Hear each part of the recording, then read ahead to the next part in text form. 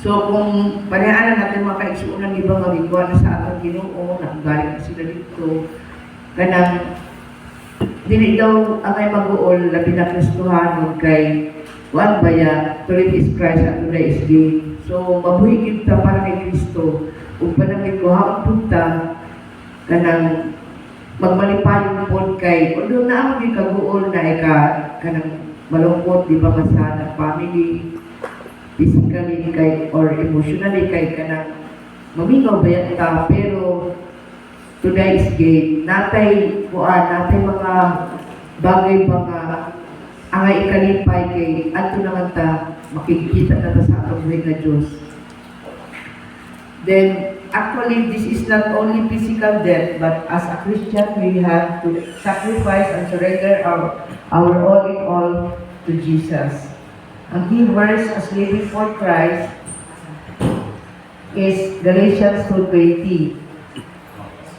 I have been crucified with Christ and I no longer live, but Christ lives in me. The life I now live in the body, I live by faith in the Son of God, who loved me and gave Himself for me, and I be very siya. So, di ba, sa John 3:16 nga, for God so loved the world that He gave His only begotten Son, that whosoever believeth in Him should not perish but have everlasting life. So, kung kita di ay noon na Kristohano na nadawat na nato personally as God and Savior, si God, si Jesus, we have been crucified with Christ and I no longer live but Christ lives in me. So, dili na ta magbuot-buot o dili na ta magdesisyon na sa ako alam kay ang tao mapalpak ang yun, dili magigta di ba wala may perfecto. So, kuan kita kanang naagita sa kanang masayong ba.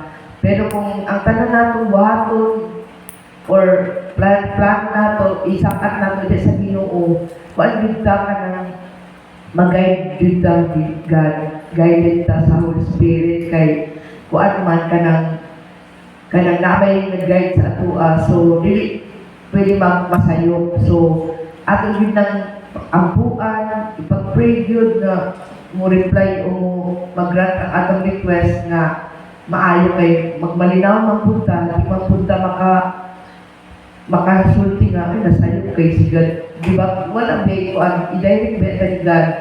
I-kuan kita niya, ma-guide niya kung asa ang tama, kung sa'y maayo.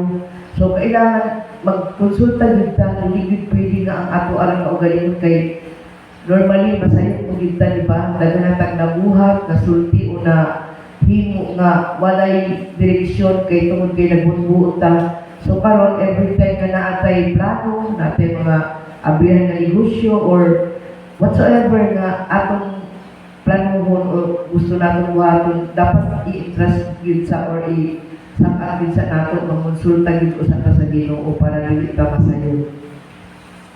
Then sa 2 Corinthians 5:15, and He died for all, that those who live should no longer live for themselves, but for Him who died for them and was raised again. So, and I bigyan siya, no? So, mga ito, di ba ipakamat yan ta sa Ginoo dito sa Kalbaryo.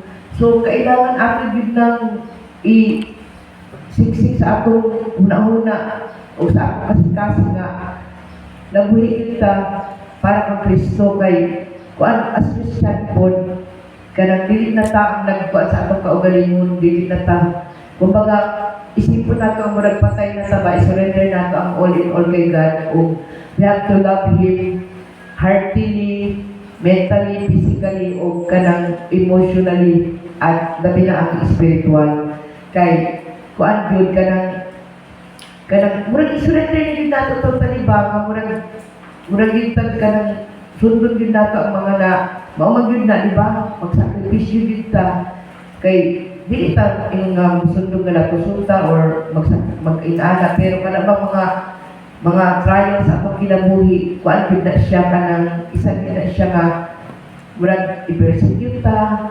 So dawato na gid nato di na ta magkuan ba nga ako man nga dili kailangan usay nadangatan nato sa atong mga experiences, usay atong trials, usay mga paglutos, unsa ba Kanang gawaton gid nato kay as followers of Christ, ano na gid na sa ato kanang naka ano na gid na, kumbaga package na sa ato ang pagkatao as Christian.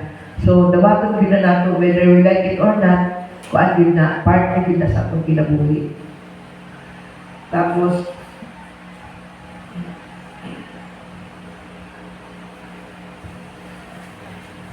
kuan kay additional Romans 14:8.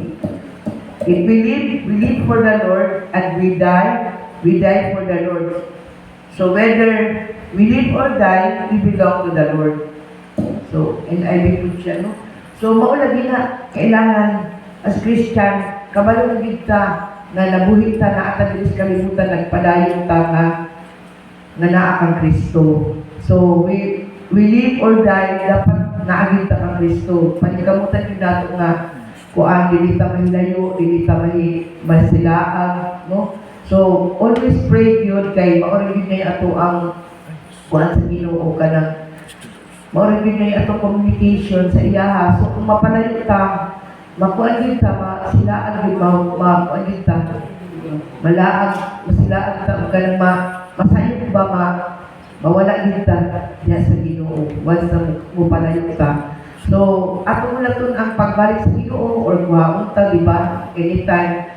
Pero at least ready na ta na maatuwang sa Ginoo anytime. So, dapat prepare din ta ka kuan ta sa Ginoo ka na naagit ta sa iyaha. Magkinaon sa namatay mga paglutos o persecution or unsa man trials. Ato din ng dawaton o ampo lang kay malampasan na nato o kanang makayanan na nato ma-overcome na siya tungod kay naang Ginoo sa atoa. Tapos sa Colossians 3:17, and whatever you do, whether in word or deed, do it all in the name of the Lord Jesus, giving thanks to God the Father through Him. So, maulag ito, no? Whatever you do, your word or deed, kanang maulag na, isipon sa nato, before ta mo rito, kaya sa'yo na ang nagtay muribabi dahil pagka maigo ang atong ego as human being, makuan mo, balik dahil ta muribabi dahil ta. Pero, kita as Christian, kuan ka ng, diyan lagi ba, kuan ang 9 fruit of the Spirit, di ba, diyan na makitaan ko kung sabi kita as Christian. Yang atong pagbuhat po, kuan ka ng, isipon sa nato kung atong maggibuhat na himaya ang Ginoo na nalipay pa siya sa atong gibuhat, sa atong gisulti, sa atong isigkataw. So, mautos siya no ka ng mag-repent po o una-una nato nga namatay ang Ginoo si Jesus dito sa Kalbaryo para tumusod ta. So kung magpakasalan gyapon ta tungod lang sa mga pagsulti, tungod sa mga buhat nga wala sa kanang mahimayang Ginoo, nakasalan na punta ana. So kailangan as Christian bantayan din nato atong mga sinultian, bantayan din nato ang atong mga binuhatan, kay mag-reflect man na ay mauna Christian, mauna Baptist na, di ba? So kailangan mag-ingat din sa birthday o bantayan din nato o na may kuan ba yan, ma-discern ba yan nato kung mali o tama. So before ta buhat o sulti, we kuan yun ka ng ato yun ng timanan or hinumduman nga, uy, sa'yo man di ito ka ng imo na yung ikuan ba, i-review or bubalik na yung ka nga mga nagpasayang sa Ginoo nga naka-isip ka, dili maayo, mabuhatin para magtanin mo, pero kay na-remind naman ka sa Spirit. So, kailangan, kuan din siya ka ng always mag-guide din sa Ginoo, no? Kay ulaw ba na ka ng ang Ginoo may ipakaulawan nato, dili man kita as tao na may mga tao na pakialam na ako sa iyo, sa akong wala may pakialam kasi ang gusto buhaton, may magbuot na ako, iba anabi ang uban. Pero dili, kay Christian naman ka, anak na ka sa Ginoo, giluwas na ka, itubos na ka dito sa Kalbaryo. So, ayaw baliwala ang iyong pagpakabala dito sa krus. Kailangan, kuan yun, guys, dito ang musunod. As follower of Christ, isurrender nato ang tanan sa iya, o siya yun ang atong manluluwas, siya kinakatong Ginoo. Pasilunggan natin permanente ang Ginoo. Kaya once na masayot ta, once na natin magbuhat masulti, ang Ginoo may mahapak pa na sa ila, mag-reflect na. So, masubo ang Holy Spirit, di ba? Nga sa kinabuhi nga, nakapantol po kag Kristohano, nga kauban mo, plus ka ng mga wala pa sa Ginoo, magbuan man na, magtanaw man na sila, magbantay mo na sila nga, mga sayop naman nato ilang bantayan, kaya, pero kung ikaw guided ka sa Holy Spirit, na-agree tendency na di ka masayop, or napalang kay mabuhat na dili maayo, maano na dayon ka, murag pahinumduman na dayon ka nga, kuan man na, kanang sayop man na, dili na maayo. So, dili pa na mo mabuhat, o nasulti, na-remind na ka, no? So, kuan, ang purpose, it means prioritizing Christ over personal ambitions, finding fulfillment in serving Him. So, maulag ito, dapat malipay ta na kung natin mga paglutos, natin problema, instead na masupunta, instead na mahiubos ta, instead na mo supak ta, prayer na lang, tahimik na lang, or mula pa sa naman na, hindi man na magdugay, kay ma-overcome naman inong bitaw pa mga Kristohan, pagpagrano sa mga balikan niya, pagkanay problema niya, sundalo beta ni Kristo, nagay sundalo nga talawan, nagay sundalo nga kuan ka ng mutalikod. Dapat suumon din na nato ato din nang i-overcome kay naaman ang Ginoo uban ng mata, di ba? Naabya siya kanunay, wa beta niya biyahe, wa niya pasakit. So, kung hindi mo beta itong mga problema, di ba? Sa past nato, makarealize beta ka, nalapyan na ito na ako, nakayanan na ito na ako, na-overcome na ito na ako. Tungod kay na ang Ginoo, na nagpanuyo, nag-uban sa ato. So, mga ito, God bless. Nag-ampot ha, Diyos na Diyos, salamat kayo sa iyong ka-iron, sa pulong na iyong gihatag ka ng buntag. Inaot, Lord, na hindi mo sa kasing-kasing gulong na sa mga kanak-kanin mo, kung padayon mo yung i-guide, padayon mo yung i-remind, kung sa'yo tama, kung sa'yo mali, Lord, kung dili kami sila Lord, na kami masayo kay tungod kay naa ka Lord na nag-uban, nag-guide sa ako. Salamat Ginoo, kinapasalamatan sa iyo, malang lamang Ginoo Jesus. Amen.